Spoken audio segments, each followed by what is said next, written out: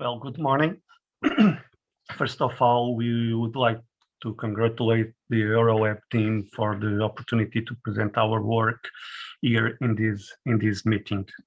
In this presentation, excuse me, I will talk about archaeological context of the Alto de Brinches 3. This site is located in the south of Portugal, in the Alentejo region, in the municipality of Serpa, in an area known locally as Horta do Folgão. This region is characterized essentially by low high hills of soft slopes with an altitude ranging 200 meters. The hills are divided by little expressive streams with a very irregular flow. The archaeological site of which I speak to you developed on the top and on the slopes of one of these soft hills. Precisely, in that place it was decided to build a water reservoir that integrates the Alqueva system that currently occupies much of the Alentejo to provide water to agriculture.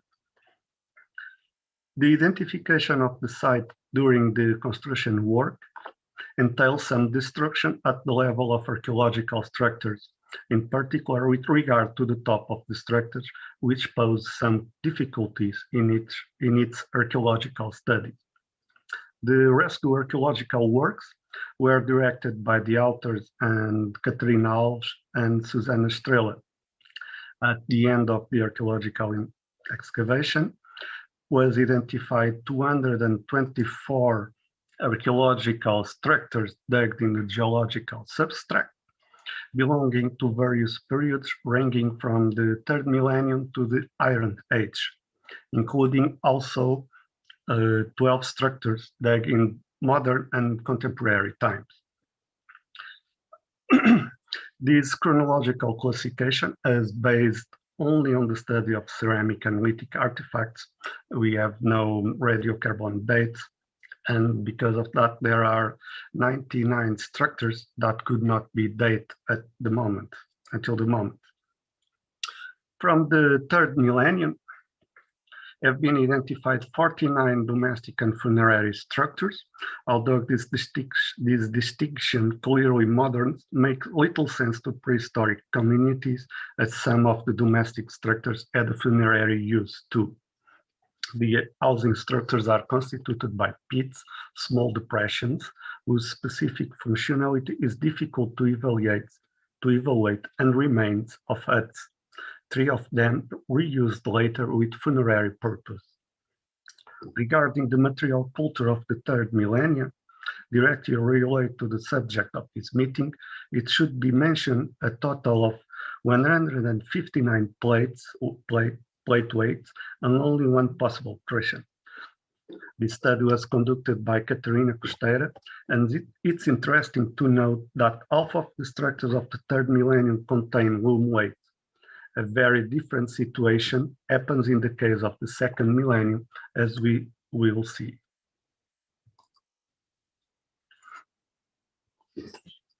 The occupation of the 2nd millennium is one of the most expressive of Alto de Brinches, represented by 63 negative structures of pit and ditch type. In contrast to the situation studied for the 3rd millennium, the structures of the 2nd millennium that provide loom elements are only 2.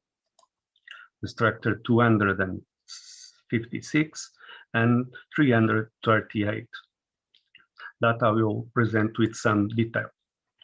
The first one, the circular plant and the U-shaped profile with a depth of 120 centimeters. This structure had 4 filling episodes. Of these, only 242, was characterized by a reasonable amount of stones, while the remaining presenting compact clay layers, which oscillated between the brownish and reddish color tones.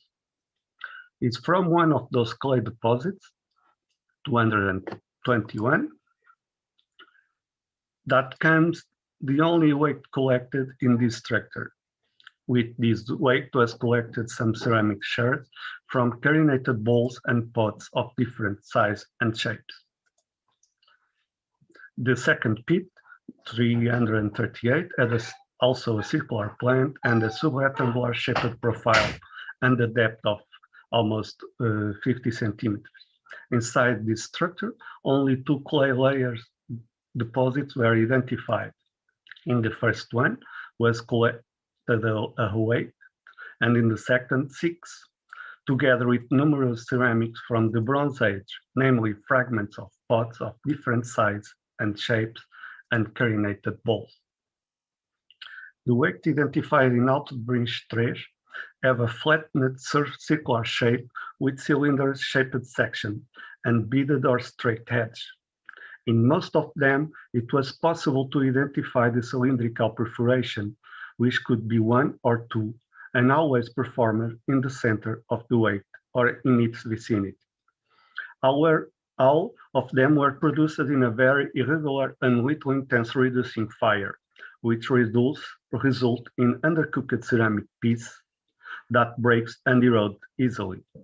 7 weight looms presented rough surface against a single one with smoothed surface. All of them are extremely eroded. The manufacturing process associated with the clay and compactness characteristics of the deposits influenced the conservation of these loom weights. So only 3 almost completely weights were collected. This reason justifies the fact that we only present a photograph and a drawing of the best preserved elements. Excuse me. On the left bank of the Guadiana River, some weights have been identified in sites with Bronze Age occupation. Without being exhaustive and based on preliminary research, we can refer some examples.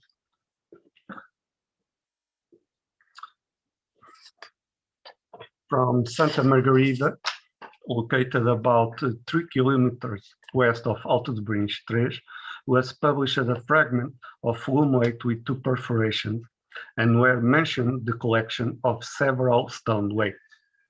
In this same site was identified in a context of the final Bronze Age a piece of ceramic with triangular shape that presented a central perforation and 3 smaller ones at the end. The authors hypothesized that this piece could be associated with weaving or spinning, but no direct parallels were provided. On Laje 2 was identified an interesting context of the Bronze Age consisting of a pit with double burial. The burial had 2 female adults who were deposited in lateral decubits at the bottom of the pit on a deposit of shells exclusively formed from Unio species that contain also some ceramic fragments and loom weights, forming a bed where the bodies were deposited. On Montinho 6, we found another context, pit 100, in which was identified the deposition of a deer stem with a spherical vessel. Underneath this deposition was identified a level with ceramics, lithics, faunistic remains of mammals, and a fragment of a loom weight, only 1 fragment. From Torre Velha 3, the set of loom weights date from the 2nd millennium BC are made up of 25 individuals, most of them fragmented, with only 2 being complete. They were found in association with lithics, grindstone, a core, and a sickle element, but also a chisel in bronze and pottery sherd belonging to storage vessels, cups, and small carinated bowls. The loom weights of these archaeological sites are similar to the ones identified at Alto de Brinches 3, particularly with regard to its typology and to the characteristics of their production. In addition to the material evidence constituted by loom weights, there is other information about the practice of textile activities in Torre Velha 3, provided by the osteological remains of the individuals buried in the Hypogean necropolis identified in this site. Some female burials present severe dental wear related to the use of the teeth as a tool. Although it is not possible to unequivocally attribute this year to the production and manipulation of textile yarns, this is a very likely hypothesis considering the ethnographic parallels. It should also be mentioned that small fragments of linen fabrics dated from the second and millennium have been found in this region, one of which comes from Torre Velha 12, a site located about 800 meters northeast of Torre Velha 3, and another one from the necropolis of Bugalhos. These fragments of linen fabrics were attached to metal objects, namely a ring or a necklace element in Torre Velha 12 and a dagger in the second case, that were part of the funerary offerings of burials dated by radiocarver from the middle of the second millennium BC. The study of archaeological remains related to weaving in recent prehistory in southern Portugal are increasing in the latest year. However, the publication of that kind of elements are scarce, and as it happens in Alto de Brinches 3, the data available for the third and for the second millennium BC is very uneven. We believe this situation has an archaeological explanation, mainly due to the fact that more chalcolithic sites are identified in the archaeological preservation work. But it must also reflect change in the fibers and in the technology used by the looms. Because there's a huge difference between the number of loom weights identified in the archaeological record, as demonstrated in the case of Alto de Brinches 3, given the big difference between the number of loom weights and structures identified in the two periods. It will be important to study other sites of the second millennium BC to see if this difference remains, and that conclusions can be withdrawn from this situation. Finally, I would like to point out this work is in progress, and this presentation is only one step in a long journey of research that is largely still to be done. Thanks, it's all.